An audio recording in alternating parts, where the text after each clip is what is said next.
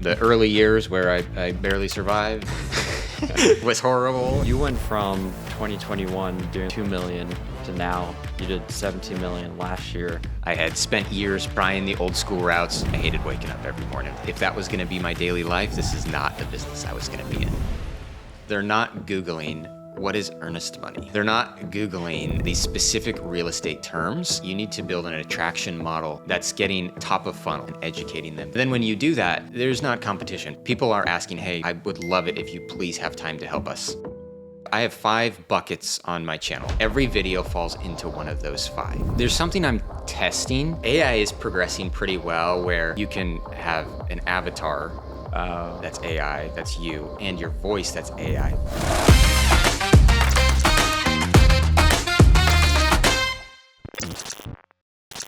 The early years where I barely survived was horrible. That'll be great to talk about because especially already being at like 18 million for the year. Yeah. I started in 2016 down in Idaho, actually, in Boise when I went to school down there. So very different, had a very different business model back then. So a business model of barely making it through was what it was. So you went from 2021 doing like 2 million to now you did 17 million last year and you're already at 18 million for the year with a big portion of that coming through YouTube. Yeah. What made you even get started with YouTube? You know, we had our first kid in 2020. And so 2018 through 2020, I was in the Seattle area, was licensed, was doing business. I was doing, in total business, I was doing anywhere from 5 to 8 million in volume in those years, just kind of barely making it by. 2020 hit, and I was doing video back then. It was a different video strategy, 2018 to 2020. I was doing, the Tuesday 2-minute tips. How much down payment do you need to buy a home? What credit score do you need? All that kind of stuff. And I got some business from it. That was kind of the start of the video journey. And then 2020 hit, we had our first daughter, and we had decided as a family we wanted my wife to stay home. And I was like, if I'm doing 5 to 8 million, you can't be staying home. So I got to figure something out. We had our daughter in January of 2020. COVID hit, obviously February. Everything shut down in March. And so then we had obviously still decided my wife wasn't going back to work. And so I really had to figure something out and what I was going to do. I had spent years previous trying the old school routes, trying the door knocking, the cold calling, open houses, and realized if that was going to be my daily life, this is not the business I was going to be in. For some agents that works and that's great. It didn't fit my personality style, and I hated waking up every morning when I had to do that. And so I really had to sit down, and COVID honestly kind of helped that. Because for a while, we were labeled as non-essential. Now, that didn't last very long. That got quickly overturned in that early 2020 timeframe. But business was pretty slow for me in that year, the first 8 months of that year. So I had a lot of time to just kind of sit and figure out what I want to do, research different ideas, how I want to kind of continue this video, but not in the way that I was doing it because it was starting to die. I was already starting to exhaust any opportunities on that front. And so I came across a couple of agents, and again, this was really early in the living in type of channels phase. And I came across a couple agents, one on the East Coast and one actually in Portland, who were doing this, and heard about it on a podcast and started looking into it. And I was like, man, this is what I'm looking for. This could really, really work. This is a new way of doing video, but it's a higher value, and it's more scalable, in my opinion. And so, it took a little time to get into it, but come October, I think, in 2020, I put out my first video, and man, was it terrible. For some reason, I've kept all those videos on the channel, and they are, you scroll back to the oldest videos, and it's not impressive. I mean, the audio sucks, the lighting sucks, my presence on camera sucks. But what was crazy is, you start to get business from that stuff. Now, the first year wasn't amazing. I didn't absolutely kill it the first year. I got a couple of transactions that first year in 2021, the first full year doing YouTube. But then it was 2022 when it kind of really started to take off. But that's really kind of the way that I meshed into figuring out what my content strategy was going to be and how YouTube kind of came into play with that. You started with like the typical real estate type videos. Yeah. And that's where like a lot of people start with content. They want to talk about like buying and selling. So from your point of view, for example, like why does that not work versus like talking about the areas, living there, and then we can talk about like the relocation, like living in channel. Yeah, But for yeah, sure. I think that's a really important thing for people to understand is it worked for a little bit for me. I was posting those videos on Facebook, and I believe I was putting them all on Instagram too. And what it was doing at that time, again, this is 2018 to 2020, is it was reaching people that like I went to high school with, and there's only so much you can do there. There's a point where that starts to get exhausted. And also like that is more of a way of just reminding people you're in the business. It's not a way of providing true value, in my opinion. Nobody is going and when they're deciding, hey, I want to either buy a home or I want to move to a place, they're not Googling what is earnest money. They're not Googling, these specific real estate terms. You're going to teach people about that when they come into your ecosystem and you start working with them. And so my thought process there was I've really got to figure out what's a high value proposition to people. What are people really needing? And it meshed into, targeting the relocation and providing value that way. But I think for people that are thinking about the video content and what they want to do, doing the real estate down payment, credit score, all of that stuff, nobody's searching that out. And anybody that has that question is likely already working with an agent. And so you need to build an attraction model that's getting top of funnel, right? You need to be bringing people in top of funnel, then bringing them through your funnel and educating them through that whole process. And then when you do that, there's not competition. People aren't reaching out to you and saying, hey, I'm looking at 5 different agents. I just want to talk to you and see what you feel, and then I'll pick one. People are asking, hey, I would love it if you please have time to help us, to help our family.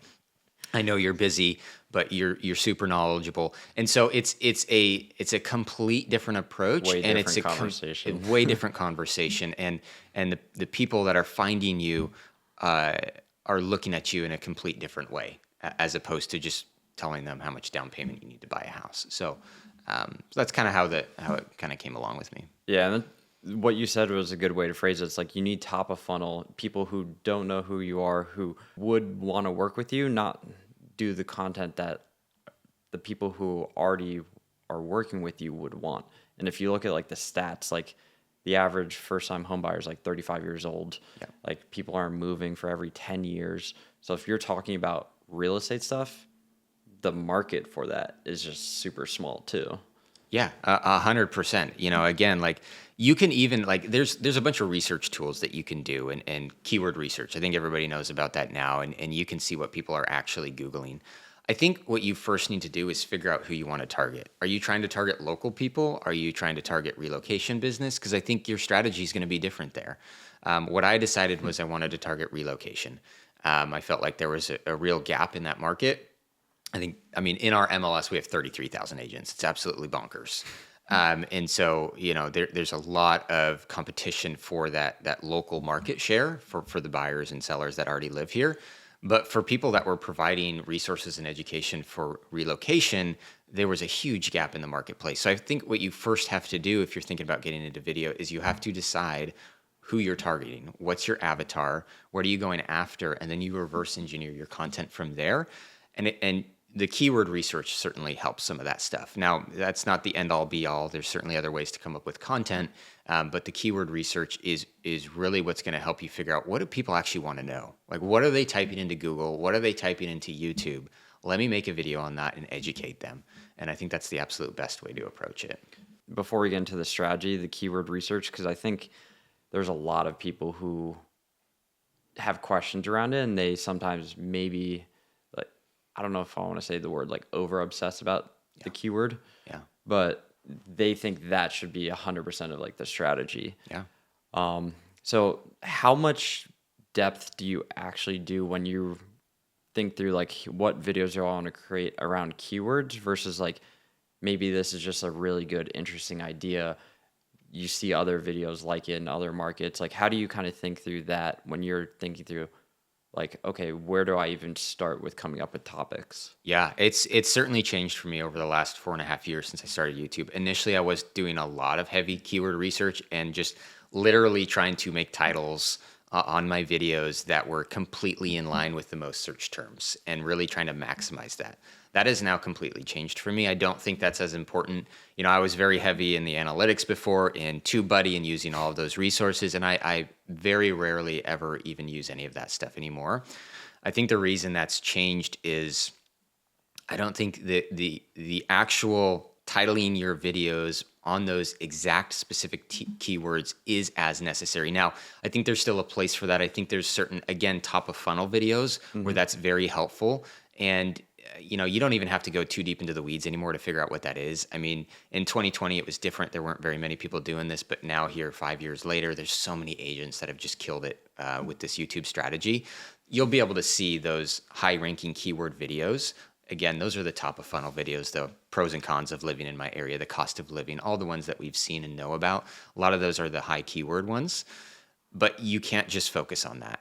You need a lot of my calls, a lot of people that reach out to me will mention videos other than those. Those videos might have brought them into my channel, into my space, but then they continue to watch, and it was other videos that convinced them, okay, this is the person that I want helping me out. Double clicking on that, Yeah. do you find there's like a specific type of video? Do you find if you go a little more niche in a topic, it gets that type of person to reach out? Like, Yeah, and I think it's important to have both top of funnel, middle of funnel, and lower funnel. rewind for a second. Yeah. For anyone who doesn't know like what that looks like, top of funnel, middle of funnel, Yeah. and bottom of funnel on a channel, what does that mean to you when you say that? Yeah, so what it means to me is I have 5 buckets on my channel, or they're actually playlists right on my channel. Okay. And so the top of funnel videos are going to be like, I have a general Seattle playlist. And so these are videos like, what are the pros and cons of living here in Seattle? What's the weather like here? What's the cost of living? All of those basic videos that typically get the most amount of views.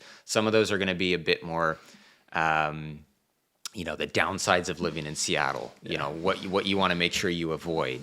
Just so you can see Yeah, it. yeah. So as you can see my playlists, so that general Seattle here on this side, that's really going to be the top of funnel. That's what's the most keyword friendly. That's going to bring in the most people. It's the most clickable. From there, you want to provide value in videos that are going to be a bit more specific to what that person is looking for. So you continue down that funnel and you go to my next folder on that funnel would be the general suburbs folder. So it's still high level, but instead of talking about the entire Seattle metropolitan or Seattle proper, it's talking about all the suburbs. So, Bellevue versus Kirkland or Seattle versus Everett, right? Talking about the actual suburbs outside of Seattle, because I've found that the most amount of people that reach out to me from my channel aren't actually relocating to Seattle proper. Most of them go to the suburbs, whether that's the east side, whether that's up north in Snohomish County, down south in Pierce County. I'd say 80% do not relocate to Seattle proper.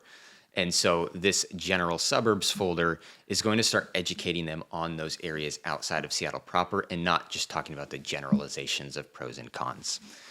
From there, I've got 3 more folders. One of the next folders is the specific city and suburb tours. So instead of, that general suburbs folder is the kind of the talking head, you're sitting in your office, you're relaying stats and info people should know. That third folder is actually going out and showing people that area.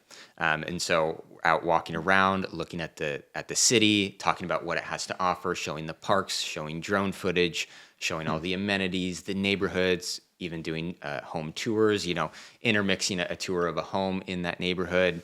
And so it's actually boots on the ground showing people what that neighborhood looks like.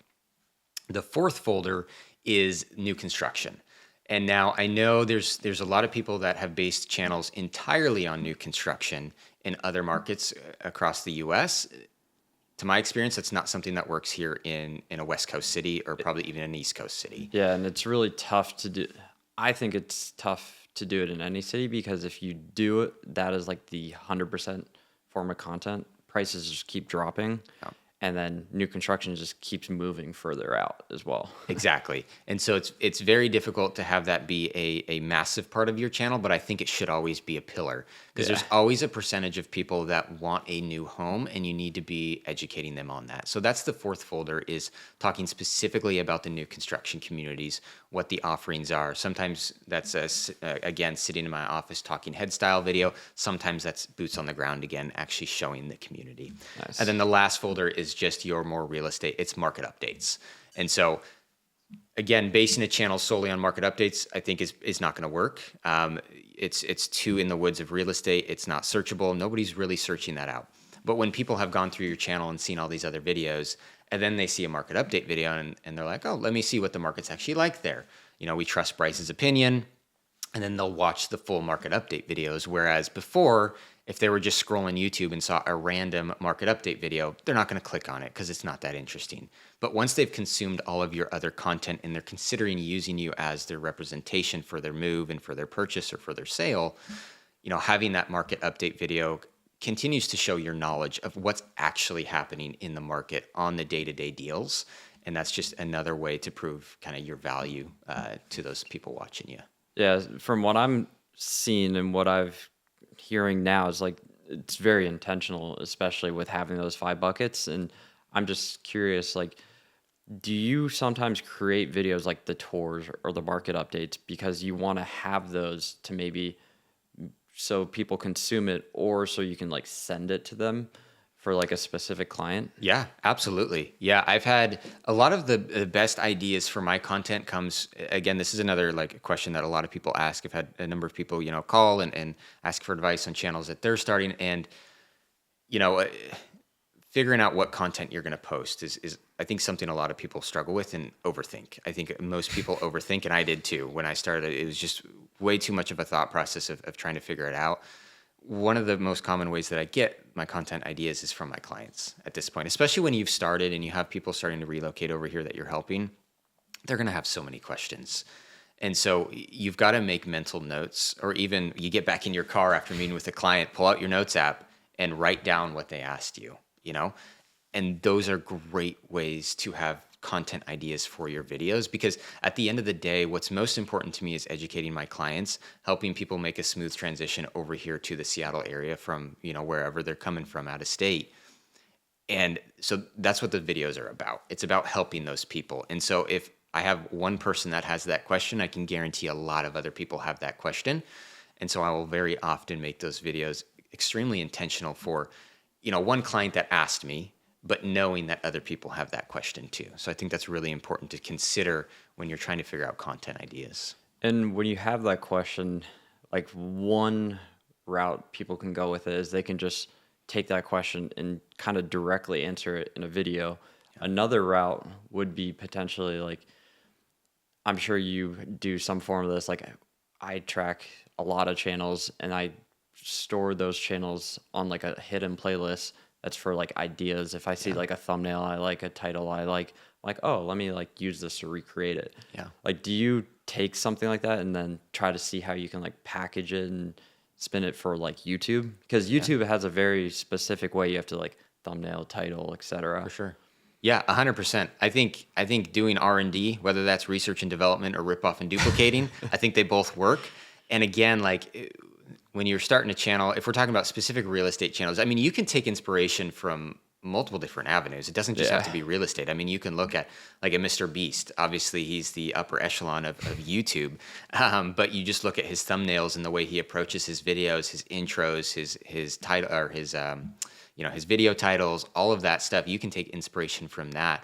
But if you're specifically talking about real estate as well, there's so many people, like I said, that have done a great job with this, that there's just unlimited examples of content that you can use. And so having a channel, like you said, where you have a bunch of channels you subscribe to and you can scroll through and see, okay, what have they posted recently that has worked for them? Now, don't copy them word for word and completely rip off everything, but take that idea, put your own spin, your own personality on it, implement your own market into that. And that is one of the absolute best ways to find videos right now. Again, when you're starting in 2020, you had to be a little bit more creative and figure those things out. But it's proven concept now. Everybody's proven it in all these different markets. And so, take those videos, recreate them in your own way, and they're usually going to do pretty well. Yeah, and it's like the quote, bad artists copy, good artists steal, Yeah. but it's like steal with like taste. Yes. It's like have your own taste on it. Exactly. The last thing you want to do is be copying somebody's video word for word. And people are going to notice. Now, a lot of the Especially with AI nowadays. Oh, 100%. Yeah. And a lot of us in this YouTube, kind of realm of all of us that are focused on this strategy, a lot of us kind of talk together and collaborate. And we all know we take inspiration from each other's videos. I mean, we straight out say it, to be, hey, I saw that video. I really liked it. It obviously did really well. I'm going to do it as well. I'm going to put my own spin on it. And so, nobody's going to be upset if you have a similar video to them. Just don't copy it word for word. Yeah. And again, the important thing about YouTube is people, you have the know, like, and trust factor, right? That's why people hire you. And so YouTube helps you on all three of those fronts, and you need to be genuine to who you are.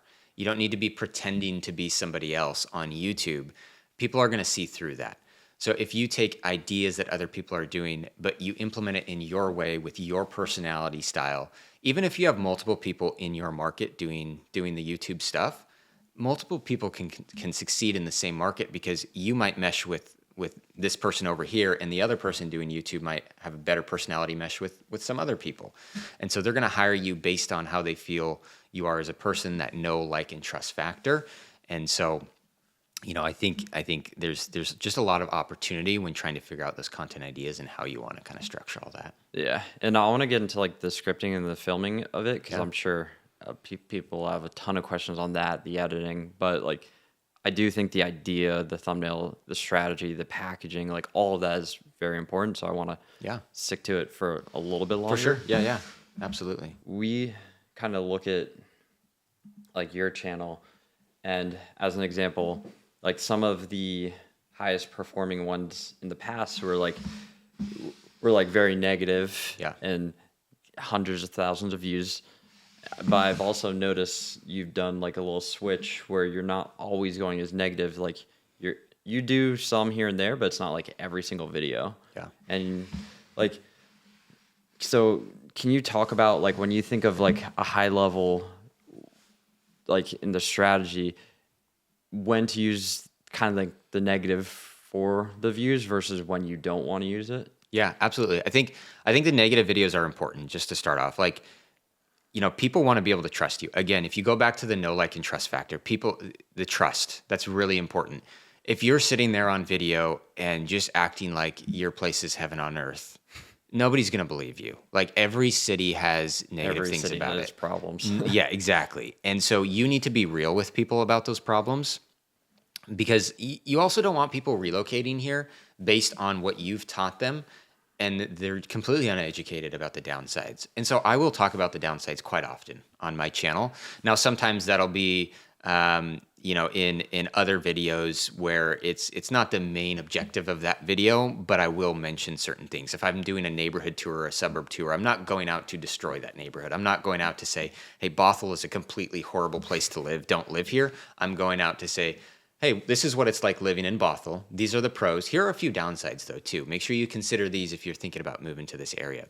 So that's one way to do it.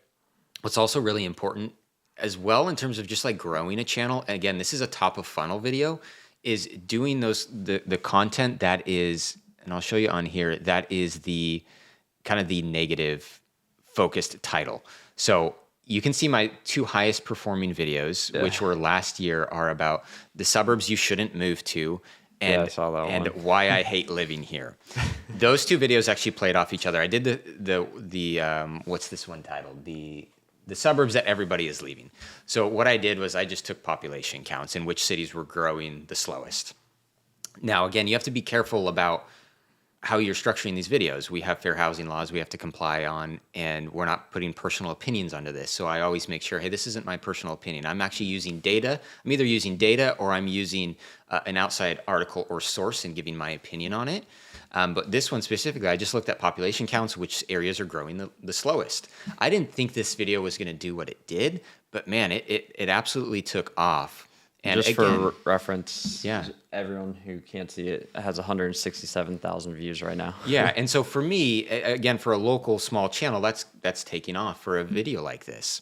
And so That's massive. yeah, but again, they want that information. They want to know, because again, when somebody's coming over here to buy a house, they want a place where they feel like their investment is going to be solid. And when you talked about in this video, it wasn't all negative, like don't move to these areas. Too. No, not at all. It was simply a list of the areas that had the worst growth in population, some of the downsides, but also some of the upsides. Yeah, the And so, upside was the Yeah. good part to spin. It's like, hey, this is where it's declining, but exactly. here's why it's still. Yeah. Every city has its upsides, every has its downsides. So you need to be transparent on those. And then that second video, that's now the second most performing. It's called, I can't remember, Why People Hate Living in Seattle. What I did on this video, I took the comments from this first video we just talked about, and I just made a video about the comments. That's funny. So I took I don't know if it was like 5 to 7 of the most common things that people were saying on that video. Oh, Seattle's so gray, I can't handle the weather. So I took that comment, I put it up on the screen. I said, okay, I just made a video on this. People got very upset in the comments about why they don't like living here. Let me talk about these things so you can get a good understanding. The weather. People hate the weather here. I had 35 comments on this video about the weather sucks here. Let me tell you about the weather.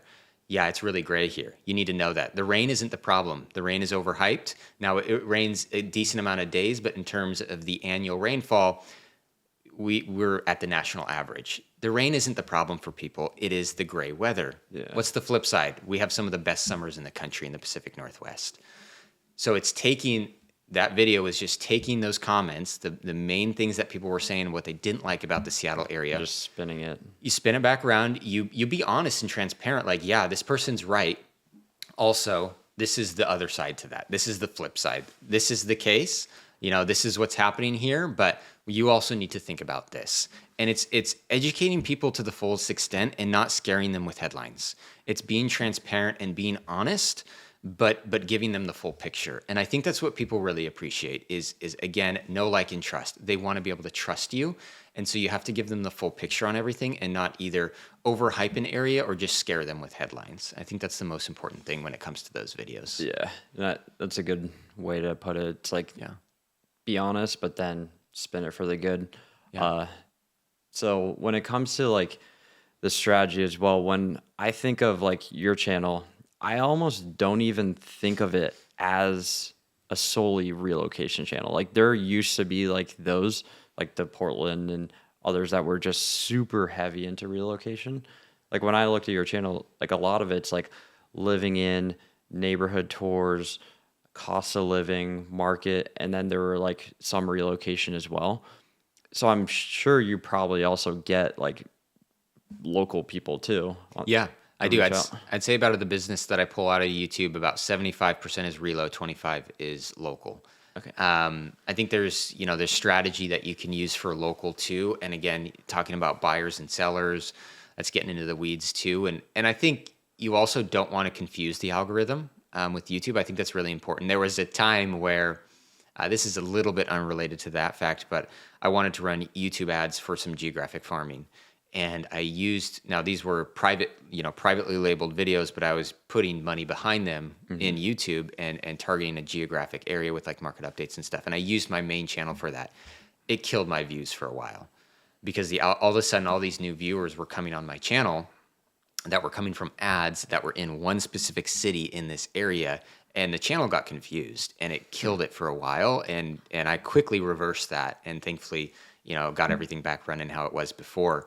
But the same thing can be said on your content, your actual public content on your channel is, if you start going in a complete other direction, it's going to confuse the algorithm. So you need to have a base. And again, that's where my 5 playlists or 5 buckets come into. Yeah.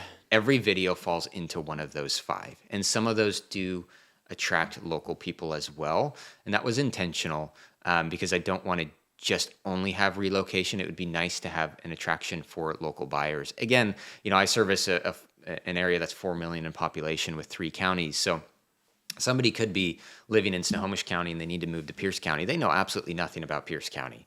Most of the people, when you don't know that much, for us that are in real estate, we might think that everybody knows everything about all the areas because we're just so used to being in all the areas. But for somebody that lives 20 miles away from another city, they don't really know anything about that city for the most part. And so it's still a good piece to be able to educate those people that are relocating within the area already. And those videos, those suburb tours, neighborhood tours, help that as well. You mentioned something, you kind of gloss over it, and I just kind of want to see if there's a thread there. Yeah. But do you have a second channel that you use to run ads? I know like Dan Parker does and some other people. I don't right now. I've pulled back on the geographic farming aspect of it. Okay, so you just stopped it. I completely stopped it. Again, when you're talking about different strategies, I think we have shiny object syndrome, right? We always want to move on to the next thing. Yeah. And I think when you put your focus on something else, it's going to take your attention away from another. And my ultimate goal is to be a content machine. Sounds absolutely cheesy, but content is my strategy. And again, I started the content in 2018 in a different way, but that's how I think about this business, and that's how I want to be known, is the guy that's educating everybody, that people can trust to give them the right and the real information. And the geographic farming it didn't fit with what I was looking to do, and it pulled so much attention away. It was a whole new strategy I was having to learn. Now, is it something I could go back to in the future when there's more leverage built out in my business? It could be. Yeah. But as of right now, I think when you have to focus on something, you can't just be 100%. popping back and forth, or because that's what I did, initially in the business. It was the old school strategies, but I'd be calling FSBOs, expired, circle prospecting, doing open houses, door knocking. I was doing so many different things, trying to figure out my way, and nothing would work. But that's because I didn't focus on anything. I was trying to make everything work. And I think the same can be said for content. I think you really need to narrow down and put your full focus on something. Once that's running, then you can start, putting your attention on other things as well and starting to build out. Yeah. But, I'm in that space where it's been building out the YouTube, it's humming along, but I'm still investing into it. I still want to continue to grow it and not be passive about it. And then also trying to build out short form content. And that's where all my attention is going, is building out all of that content, because I think that's the most valuable asset right now, personally. Do you have an email database, but you struggle staying consistent with your email marketing? Email marketing is still one of the most under-leveraged marketing platforms, yet it has the highest return on investment. For every dollar you spend, you get 36-to-1 ROI. So if you want to profit more from your marketing, you need a local email newsletter. So that's why we created the local email newsletter playbook that breaks down Ryan Snaden's entire Naptown Scoop playbook and how he built it from 0 to 30,000 email subscribers and makes over $320,000 every single year. It breaks down his entire strategy, and not just for his local newsletter, but also how he grew the media company to over $500,000 every single year. It goes through his content strategy, how he grew. It goes through his entire team, how he hires, his monetization, everything. So if you want the $320,000 local email newsletter playbook, click the link in the description below. Download it now. It's completely free. It has over 21 pages behind how he built his entire media company. So click the link in the description and download now. I think it's completely underrated to have a focus, because ultimately you can't build out something if you don't give it the attention. And then you're like, okay, now like it's moving, it has momentum. You put a little leverage or help, and it's like, now I can focus on something else. Great. Yeah. So 100%. When you're doing this, I was very late to the game on this, but these YouTube videos, there's a lot of editing involved. I mean, my videos are anywhere from 10 to 25 minutes. I was editing all of them myself until about, this is embarrassing to say, but until about 6 months ago. I edited every single one of my videos for almost 4 years. The first 3.5 years. And again, I did good business from it. It was 50% of my business every year. I was doing, in my two best years previous to this were about 9 million in production from YouTube. That was 2022 and 2024. What does the lead flow growth look like from like year 1, year 2, year 3, like per month? Are we getting like 1 to 5 leads per month? Yeah, I think this is something that's really important to understand as well. Different markets are going to have different lead flow. I've spoken to agents in Texas or Florida that get 50 to 100 leads a month, and they do the same amount of content that I do. Every market's a little bit different. We're way more expensive here. There's no $400,000 houses. And so you have to go in with those expectations, knowing that. And so, the lead flow is not an impressive number, but the lead, conversion Yeah. is so much higher on something like this than if you're running Google ads, Facebook ads, and whatnot. So Can you give those numbers just yeah, so people are yeah. like, So in this year, I would say my lead flow is anywhere from 3 to 5 really solid leads a month. Now, when I talk about leads, I'm not talking about people that are calling me to rent. I probably get about 20 to 25 calls a month from YouTube. A lot of those are, people that aren't serious buyers, people that are looking to rent, and I don't work with rentals. So I'd say of solid leads, 3 to 5 a month. I'd say, 2023 was the one exception to that, where it was, 1 to 2 a month, and it was, a lot of things changed in that year. But, in 2021, my first full year on the channel, I only did 2 transactions from YouTube. Again, this is a slow growth, especially in a market like this.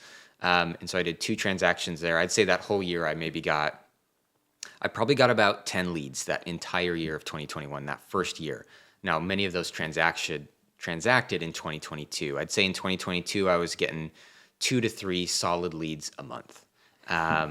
23, it just completely fell off a cliff because rates went from 3 to 8%. Yeah, And the channel didn't do as well. And then 2024, last year, that lead flow was anywhere from, again, about 2 to 4 a month. And here this year, it's a little bit higher, maybe 3 to 6 a month right now. so numbers might work out to like somewhere between 20 to 40% conversion for you, roughly. Yeah. Probably higher in Yeah, a little bit sometimes. higher than that 50 sometimes. to 60. Yeah, probably about 50% conversion.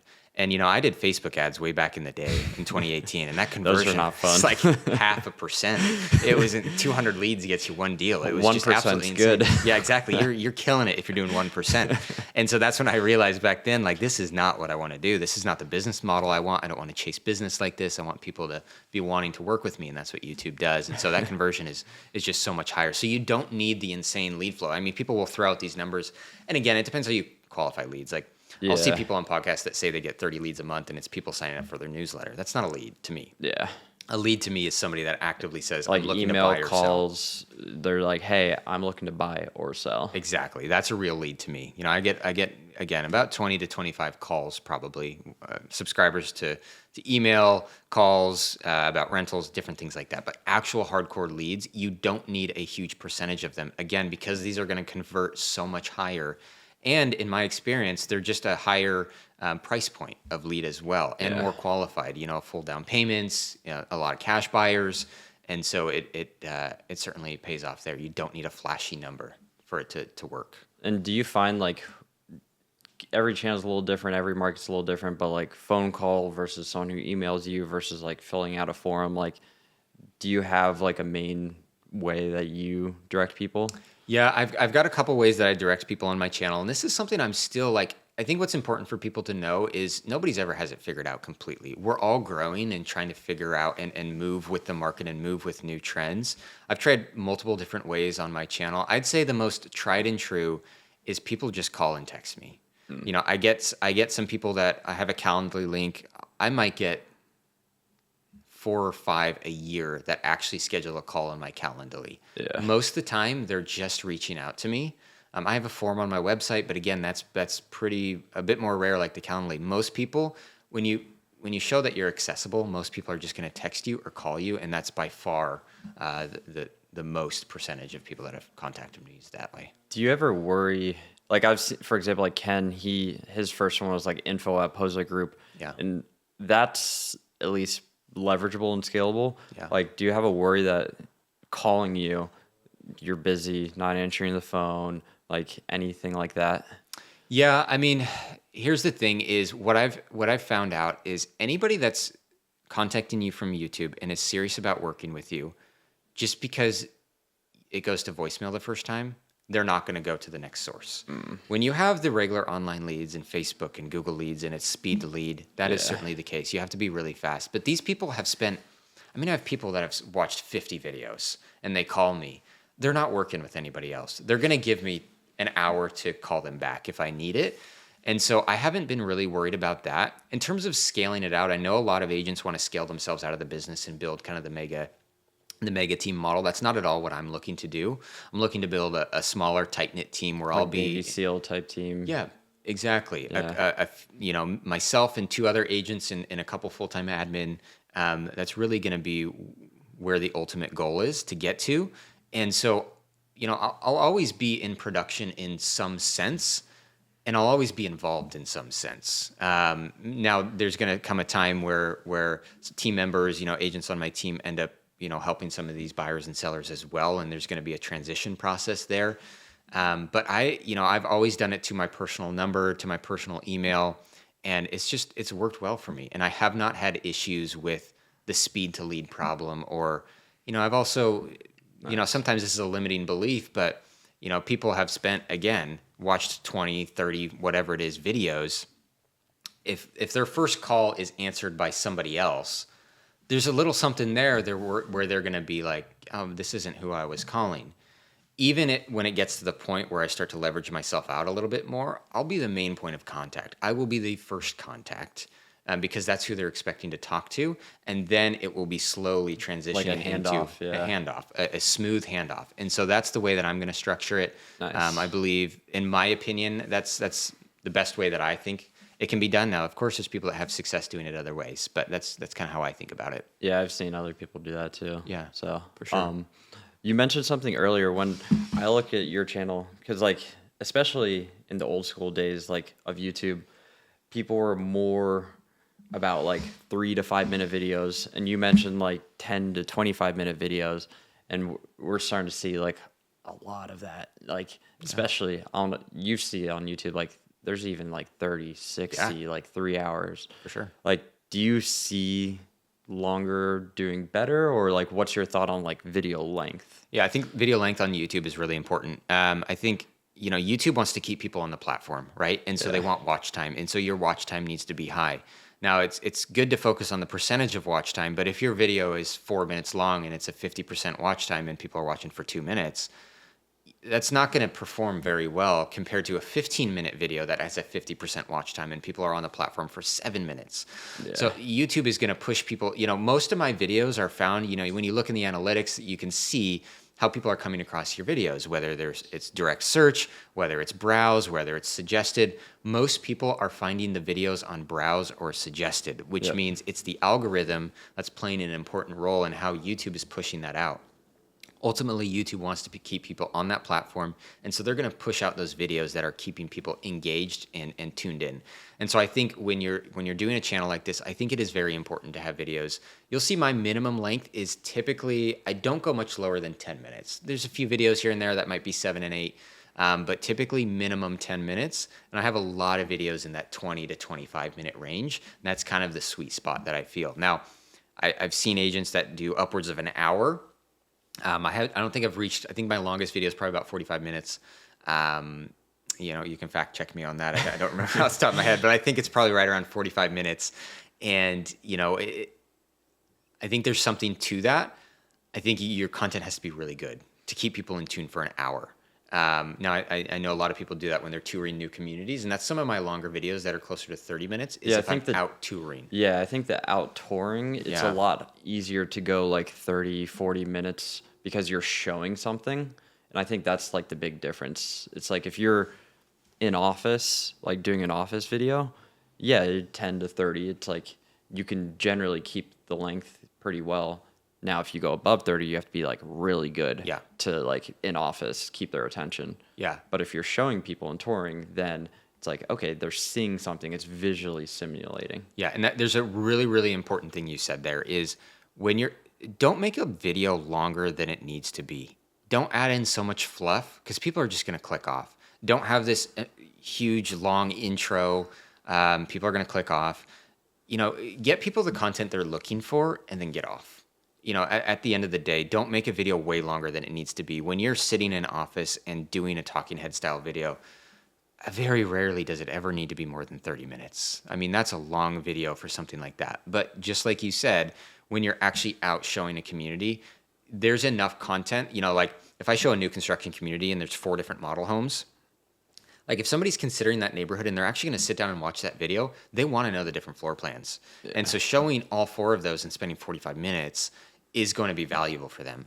But sitting in office doing a 45-minute video, just rambling about, half of it's rambling about nothing is not valuable. And again, that watch time will decrease and people will click off. What have you learned about like the hook to make a good hook versus a bad hook? Yeah, I think the initial hook, I don't go crazy, and I don't try to embellish things too much and do all the clickbaity stuff. But you also need to be upfront about what you're going to talk about. I think that's the most important thing. And my intro has changed a little bit recently, where I'll still have the same kind of hook where I go straight into just telling them what it's about. So, and oftentimes I will talk directly to the person on the other end of the video. So I'll start by saying, "So you're looking to make a move to Seattle," and then from there I'm going to tell them what the video is about.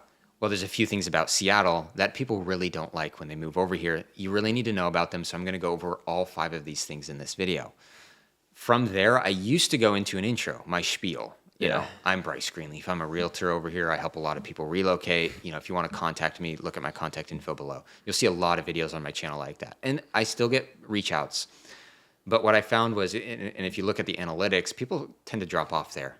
Once they see, oh, this is a realtor trying to sell me, they immediately click off before they get the value. So it's much better to be, input your call to actions in the middle of the video and in a bit more of a sneaky way. Yep. And through storytelling too. Like what I've done a bit more recently is I'll be talking about a video. I might be talking about a specific area, and I'll tell a story about a client that relocated to that area. Hey, I just helped a client. They actually ended up reaching out to me from YouTube here as well, and they ended up moving here, and this was our experience. And that's a much better way, in my opinion, to do it than the spiel at the 10-second mark about how you're the greatest realtor in the area. And so that's how I've kind of transitioned my content as well. And I think it's helped. I mean, this is, easily my best year on YouTube. And I think that is one of the reasons why. Yeah, I think there's like a fear. People think, oh, if I don't put in the beginning, I lose like people reaching out. But it's like the saying of like, people don't like you. They don't care about you until they know you care. Something like that. Exactly. Yeah, exactly. Your first video, your intro, for a lot of the people, when it's the first or second video watching you, you are a stranger to them. They do not care about you. They're coming for the content. Once they've consumed your content and said, oh, wow, this guy actually provides a lot of value, he's super knowledgeable about these areas, they're going to see on your channel. You go in the description, all your info's there. You have simple callouts in the middle of those videos. They're going to know how to get in touch with you, and they will. Yeah. And so it's important to provide, again, it's I don't know if the Gary Vee thing is a great example of that, but the jab, jab, jab, right hook. Don't go for the hook at the beginning, asking them for business. Give them the value, and then the business will come. You can eventually ask at the end of the video. I ask at the end of the video every video. I put more simple, sneaky call outs in the middle of the videos, and then it's all in my description. Yeah, that's super smart to do, sneaky call outs. And then also the description. It's like, ultimately, if you do the sneaky call outs, you do the description, you do it at the end, like, people aren't generally like dumb. Like if they want to reach out to you, they will. Yep. So exactly. Yeah. People know how to get a hold of you. I mean, again, as long as you make it easy too. Yes, and you have to make it easy, and that's important in the description of your video. You need to make it clear that you help people relocate here. So you need to have info down there that you work with relocation buyers, you help local sellers and buyers as well, and all of your contact info, and guide them of how you want them to get a hold of you. If you want them to call and text you, tell them, say, hey, if you're moving to the area and you need help, call or text me. Here's my number. If you want to do a fill out form, give them the link to the form and say, hey, fill out your fill out the questionnaire here, fill out all your information, then I'll get a hold of you. Just direct them in the way you want to go, and that description is really, really important in doing that. Yeah, and when it comes to like filming, like when you think about like your time, when you think about what you want to show the audience, how do you think through like, okay, I'm gonna like film in the office versus I'm gonna get B-roll versus like, okay, I'm gonna film in the field? Like, what do you kind of think through when you think of like how you want to film? Yeah, I think there's a few things there. One thing that's really important is you always need B-roll. Whether you're in the office or out, you always need some background B-roll. If you're just a static head talking for 15 minutes, it gets dry. I've even had people comment on my videos, like some of the older ones, like, hey, you should add in more B-roll. I don't know if these are like video people and they're actually marketers or what, or just random people, but people notice that. And so I think at the end of the day, you need to build up a bank of B-roll. That's step number one.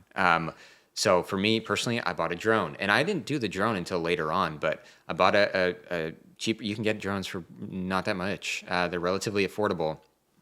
take content. Like if you have a video idea and if it's a talking head video in the office, first go out and make sure you have B-roll that associates with that video. So in terms of what I decide whether I'm doing a talking head or out in person, a lot of times it just depends on the time that I have.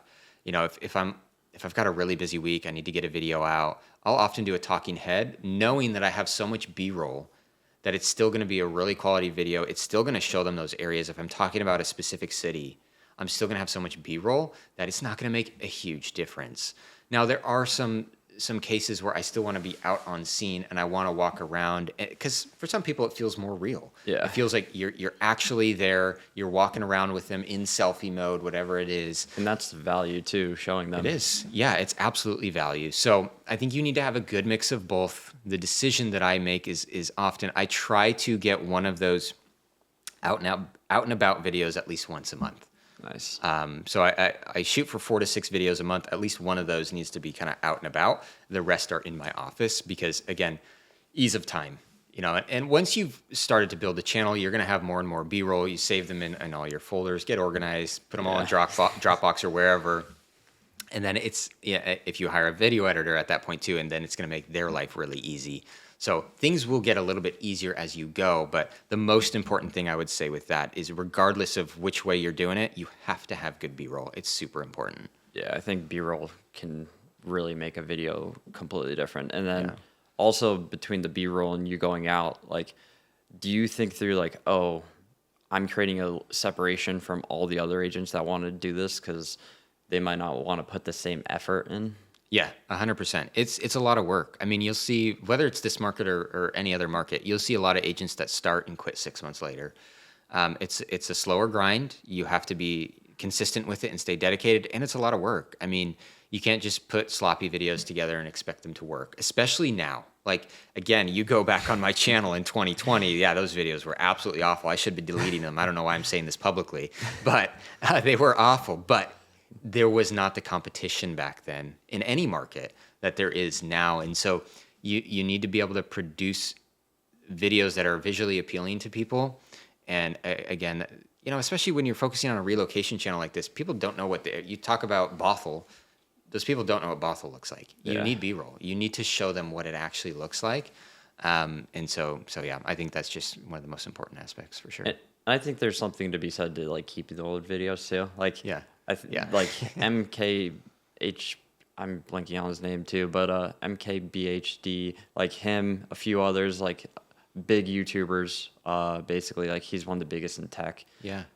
They talk about like the reason they keep the videos in is sometimes like you can just look back at the evolution and change. For sure.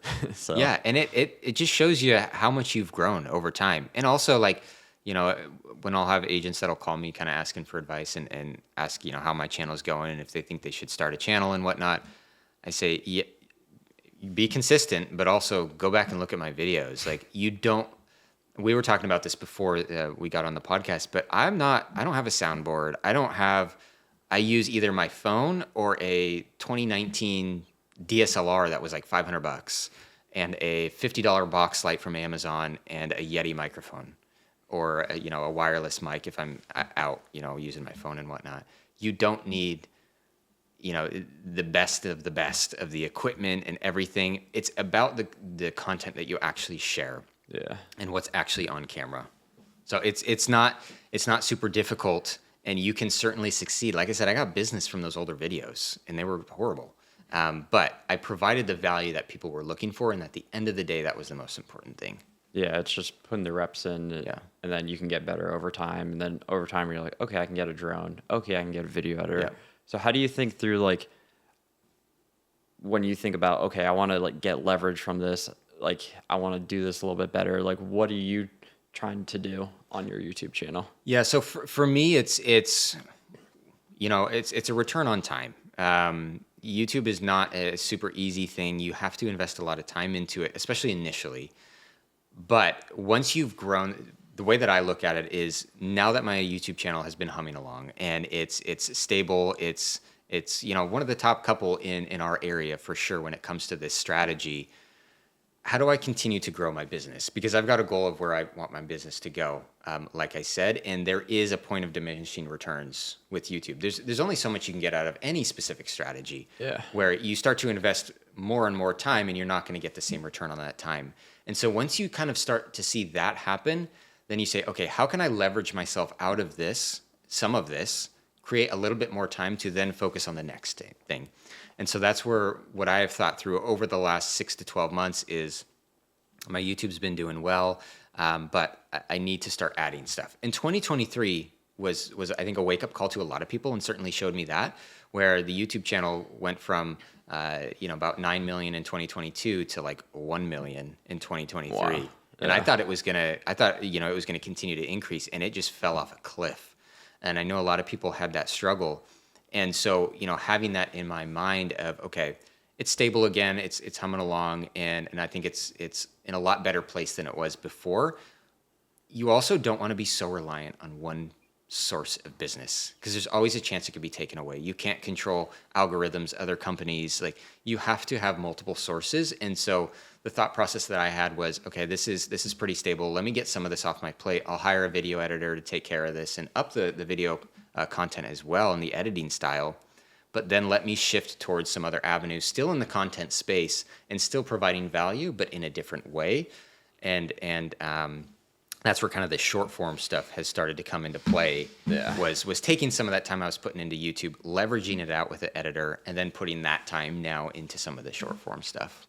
Yeah, and talking about the short form, you do home tours, and then you also started to do like the green screen kind of news stuff that other people are doing as well. Like, what's the thought process around like both of those? Like, you even have like the kind of like faceless B-roll, reel. Yeah. Like, what are you thinking through like the strategy on Instagram, and what are you seeing work on your channel? Yeah, so I mean, if you scroll through I do Instagram and TikTok, and what I had seen is, especially like I feel like, early COVID 2020, it felt like a lot of people were doing TikTok and Instagram and had a lot of followers, but did almost no business, especially a number of the people that I reached out to. And so I put it on the back burner. I was like, the short form isn't working to actually get business from.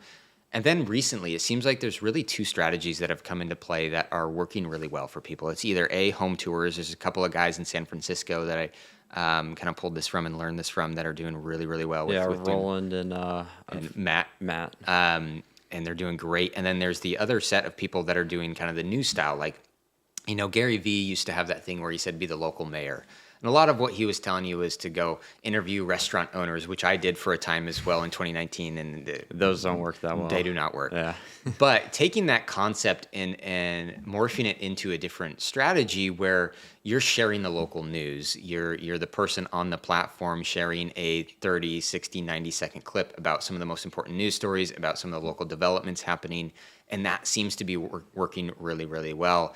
So you've seen these two strategies, and what I've seen is people are doing one or the other.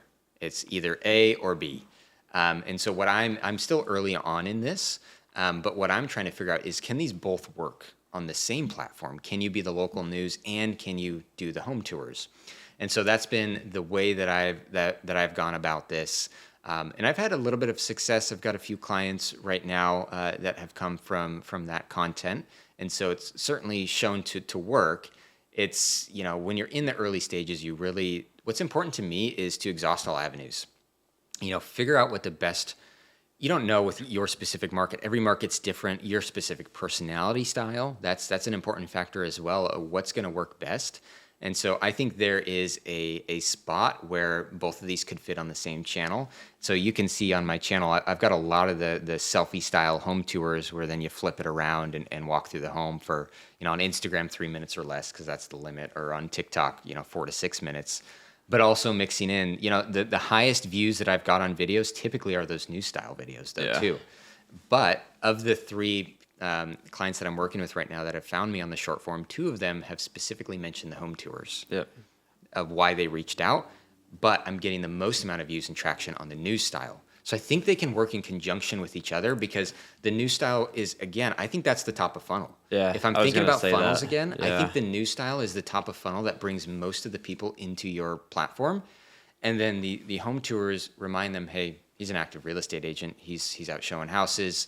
He can help you if you decide to buy a house. So I think they can work in conjunction together. And so far that concept is proving to be true, I think. Yeah, and ultimately, at the end of the day, the viewer can watch both. And I think thinking of it as like this is the top of funnel and this is like the middle of the funnel content, it's kind of the same way with podcasting, where like podcasting has the main episodes, then they have like long form clips, and then they have shorts. And all of that can, yeah, you can build out 3 separate channels, but it's like, do you have the time? Do you have the capacity? Do you have the team? So a lot of podcasts build it in one, and then maybe eventually you're like, okay, maybe now it makes sense to diversify. Yeah. But at the jump, it really doesn't make sense to build out multiple. Yeah. Again, it's focusing on one thing and going it. So I made this commitment to myself that I'll go 12 months with this strategy. I think you need to focus the same way that I did YouTube. You have to narrow in and focus and commit to something, because any of the content strategy is a long-term play. You can't expect to post something and get a deal next week. I think some people go into this stuff with those expectations, which is why a lot of people started YouTube channels and dropped off, and Instagram the same thing. So for me, it's a 12-month commitment. I'm going to do it this strategy, and then at the end of that 12 months, I'll evaluate if this strategy is the right way or if I need to split these. But if you split them on the start, you're never going to know if they could work together, and your time is going to be spent now in 2 different areas, and you can't narrow in as much and spend as much time into the one strategy and focus really, really hard on one. So, Yeah, I think that's probably the most important thing is like just focus. And as you said, give it 12 months. Like think of it as a long game versus a short game. yeah. So I think that's the mindset you have to have is a long-term mindset. If you're in real estate, you're in for the long term. You're not to get a deal next week. You're to build a business that really survives and thrives through every market long term.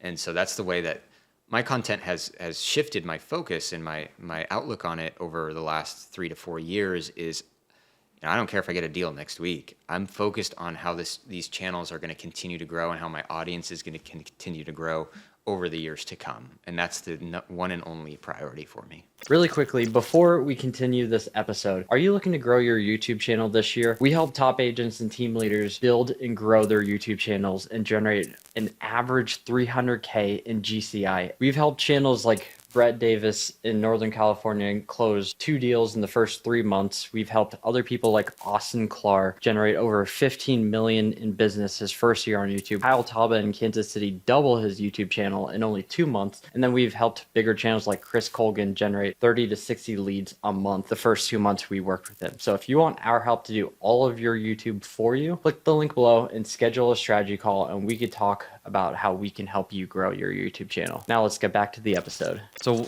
one of the natures of the beast of having like podcasts like this is you have conversations with people after they've like had some form of success. Yeah.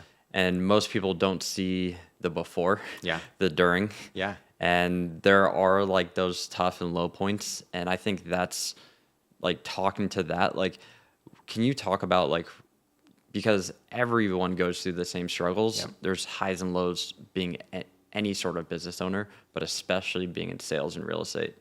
Yeah, I think a lot of people when they first start, they get intimidated because they see other people doing really well, not knowing that when we started, like if you talk about my YouTube, I had so many struggles, and B, I still have struggles with YouTube. I still sometimes struggle to find the right balance of content. I still sometimes struggle to put together a video that I'm really happy with. We're all humans, of course, and even you look at a guy like Ken Pozek, who's of all the guys on YouTube that started. I mean, he's the cream of the crop, who's doing really well. I can guarantee you, he still has struggles in his business. Yeah. And so I think it's being realistic with that fact, and also knowing that you have to start somewhere, and where you start is not going to be where you're at in 6 to 12 months. You're going to learn and grow through that, and that's what YouTube has taught me, and why I feel so much better about now growing the short form is because I really don't care how it looks right now. I really don't care the 3 clients that I've pulled from the short form stuff is great. I really don't care about that right now. I just know I'm learning these platforms. I'm learning what content is going to work best, and I'm growing myself into these platforms. And I think that's the mindset that you just have to have is don't be intimidated by the people that now it looks like they're doing amazing. I guarantee you they still have struggles right now that you don't know about. And they had a ton of struggles when they started, just like you're starting. And so again, just focus on your goals and what you not want. Don't worry about what other people think. Again, if you go look at my old videos, it's embarrassing, but they got business still. So don't care about what other people think or how other people view your videos. Focus on your goals and what you're trying to accomplish. And then after a set period of time, evaluate where you are, not comparing yourself to the other people that have put in 3 years when you've put in 6 months, because it takes time to get to that point. Yeah, I think that's huge. Do you have like one moment that you can think of or remember where it's like you were either burnt out or you just kind of felt like quitting? Yeah. 2 moments. Are you talking about in real estate in general or content? Could be either one. I've got one for each. So in real estate in general, it was in that 2020 timeframe, right before I started YouTube, where it was the daily grind of, trying to find business as a younger agent, trying to do stuff that does not fit my personality style. I think that's one thing that's really important for people to know is this business is hard. It takes a lot of work. There's a lot of nights and weekends. There's a lot of clients that you work with that might be sometimes difficult. Love all my clients, but it's not an easy business to be in. You need to be able to stick to what your process is every day and be consistent with it. And if you absolutely hate what you're doing when you wake up every morning, you'll never be consistent. And that's where I was at in 2018 through 2020. I wasn't getting enough business from the content stuff, the early videos. And I was having to do the cold calling and the door knocking and absolutely hated it. So I came very, very close to exiting the business at that point before I found YouTube. And that reignited actually my love for the business and also made me feel like I was actually providing value to people. Because before it was just like, I'm just trying to get business. I'm just trying to have people use me to buy or sell a house versus that thought process completely changed when I started YouTube of, I'm providing people a lot of value. And that was validated by the people reaching out to me that watched my YouTube channel. They were like, man, I'm coming over here from the Bay Area. You've been so extremely helpful in figuring out and helping us figure out where we want to live, things we need to think about. And that really, it makes you feel good. Like, hey, I'm actually helping people. I'm not just trying to sell a house. I'm actually helping people and there's value here. And then in terms of the content burnout, there was a point in 2023 where that happened. Again, when interest rates went from 3 to 8% and the content wasn't converting on YouTube the way that it had in 2022, I was second guessing, hey, is this going to work going forward? Does this only work in a market when rates are 3%? What happens if rates don't come back down and we're in the 7 to 8% range? Is this going to continue to work? And what I ultimately decided at that time after a lot of thought and thinking about, getting out and doing something else was I've already had proof of concept with this. I've already seen that it's a very valuable commodity to people. This is a short-term kind of dark moment in the market and in my business. And everybody else is dropping off. All the other people on YouTube started quitting. Again, they were probably feeling the same thing that I did. Specifically in my market, there's a lot of people quitting their YouTube channels. And I thought, man, if I'm the one that sticks this out, like what's going to happen in 2 or 3 years? I have to stick this out and continue to grind through it. And I grinded through it for a little bit, just, again, focusing on my future goals, not focusing on short-term business and surviving in the moment. It's always having that focus forward and where your ultimate goal is. And eventually, came out on the other side in 2024, had another great year. And again, there's a lot of channels that dropped off, and mine ended up being one that survived through because I never quit and I never gave it up, even though I really wanted to at certain points. So I think you need to, you just need to be able to fight through those harder moments and always be consistent, and it will pay off in the long run. Yeah, that's huge. Yeah. Pushing through when it's tough. Yeah. So before we get into like some rapid fire questions, where can people go if they want to follow you? Yeah, you can go to either my Instagram, it's just Bryce Greenleaf. TikTok is the same, and then my YouTube channel is Living in Seattle, and then my name, Bryce Greenleaf. Those are the best spots. Yeah, definitely give you a follow because putting out great content. Yeah, appreciate it. You get 60% of your business from YouTube. Yeah. What are your top 3 to 5 lead sources? Because YouTube's not the only one. So Yep. So YouTube is certainly number one. I would say referrals and past clients are number two, and then my sphere is number three. So those are the three main sources that I get business right now, and then that fourth source that I'm starting to build out is, of course, now that short term. And again, that's my focus on somebody that's not looking to build a huge mega team and wants to run a smaller team. I don't need 30 sources of business. Yeah. And so focusing on the ones that perform the best and that I'm happiest with doing on a daily basis. So those are the four. Nice. And is there like a software that you're using or a tech that you're like, I could never live without, or like something cool you're testing? In terms of something cool that I'm testing, I don't know if there's any. I mean, I use ChatGPT. I mean, everybody knows about that now. So, it's super helpful. I will use that for some of my YouTube videos sometimes. If I'm like in a rush, like, hey, I've got an insanely busy week, I've got to get a video out. I don't have time to bullet point this whole thing out. Let me plug this thing into GPT. Hey, I need to make a suburb tour on Issaquah, what it's like living in Issaquah. Give me a rundown of these 5 categories. I want schools, I want jobs, I want current real estate prices, I want recreation, and give me a bulleted list. And 30 seconds, if that, it's there. I'll edit it. Obviously, I'm not going to just completely copy what GPT gives you. I'll edit it a little bit. And so that's super helpful when I'm in a time crunch to kind of be able to put out more videos is GPT. That's really the only main tech tool outside of CRM that I use in my website or in my business. Again, I run very low overhead. Mm-hmm. I don't care to have a big team that makes no profit. I know there's a lot of teams like that. And so my goal is always to have a low overhead business with high profit margins, and kind of that's why it's build slow, hire slow is my opinion. Nice. And is there kind of like maybe you would say like underrated way that you use AI right now? Like that might not just be for like content too? Yeah. I mean, I would say there's something I'm testing. I have not put it out yet, so it's not available for public consumption. So I'm not sure how well this is going to work. So if you look back on this in 6 months, this may not have worked. But AI is progressing pretty well where, these news style videos on Instagram with the green screen, you can have an avatar that's AI, that's you, and your voice that's AI, that's to make the video. So for me, again, it's leveraging out, figuring out if this is the route that I want to go. And it's something I'm testing right now where we only have so much time in the day. And so in order to put out a lot of content, you need some leverage in place.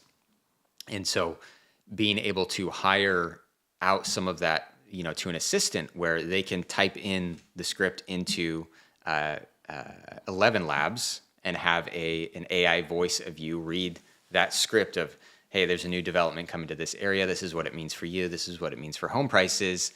And then it plugs in with Hey Jen, which is a physical avatar of you. So, theoretically, an admin person, assistant, whoever could create these entire videos for you. You'd have some oversight on the actual content that you want out there, and approving certain news stories and whatnot.